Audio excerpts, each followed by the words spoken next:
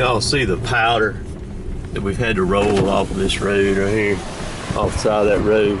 All that's powder, man. Look at that. We've been having to grade it.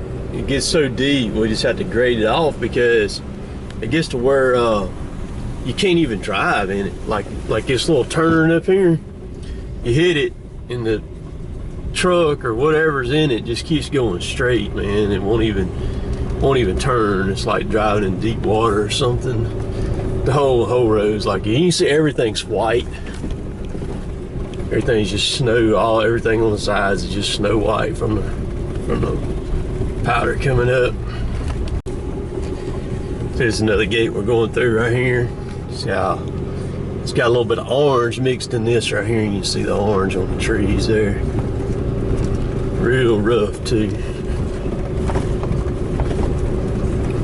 And we're going in the woods here. You can see all the trees are just look like they've been covered with snow or something. Got one more truck to load right here this morning. I'll have the first round loaded, waiting on a little bit of wood from Kevin there, finish him up. But the skidders are coming off. It's coming off that knob up there, coming down, dragging into us. We've got Jay is over there. I'll probably get some video of him here in a little bit. He's servicing everything today.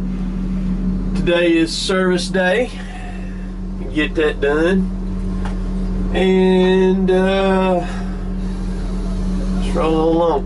Of course, it's Monday morning, so this is being filmed and going to be posted at the same time today. Which some of y'all like that.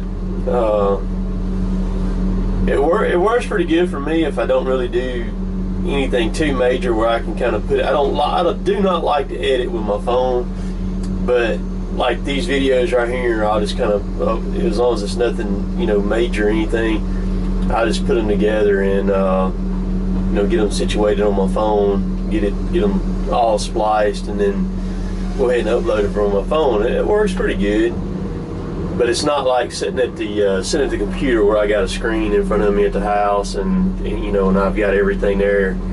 I can work with it and move things around and stuff like that. It's a lot easier to do it to the house, but I will do it from my phone though. Let's spin around here where y'all can kind of see what's going on. There's big old deep holes, man, here. People just wouldn't believe that this ground is like this, here. And, we work all the time here. You see the dust flying off that truck, just off the fan of it right there. There really ain't nothing but powder all the way up through there either, man. Nothing but powder.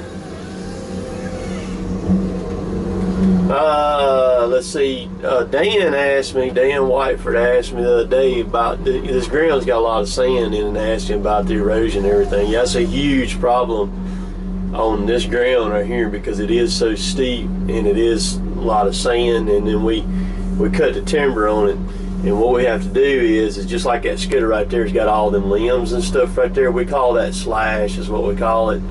They take those limbs back out there and they put them on the skid trails where they've skidded and they've slicked it off and everything.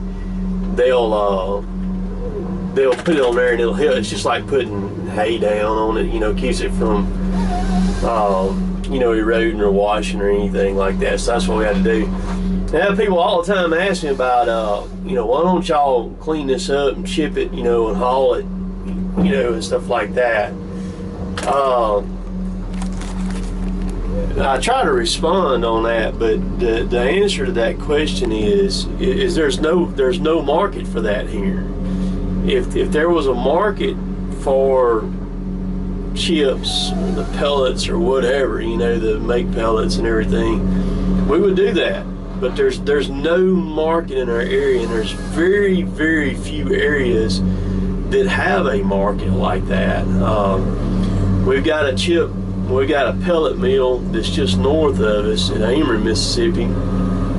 Enviva, I believe is the name of it. And it's a small thing, and they can only handle very, very little. And they're getting stuff from these other mills, and things like that. So And then we had a fuel plant come into Columbus here a few years ago, which I've got some video of that that's kind of cool, but I've just been holding back because they went bankrupt. They never made it. They spent over $300 million out there and they never made it.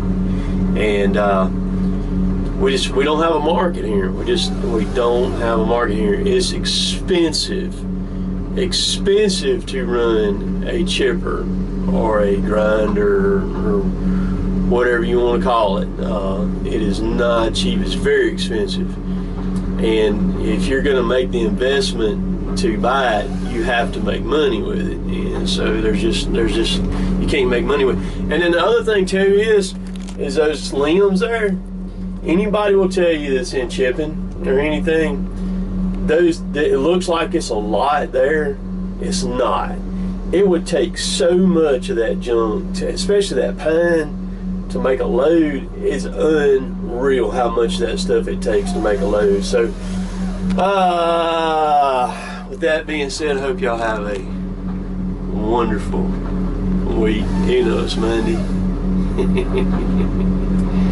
Y'all be good. Stay safe this week. Later, taters.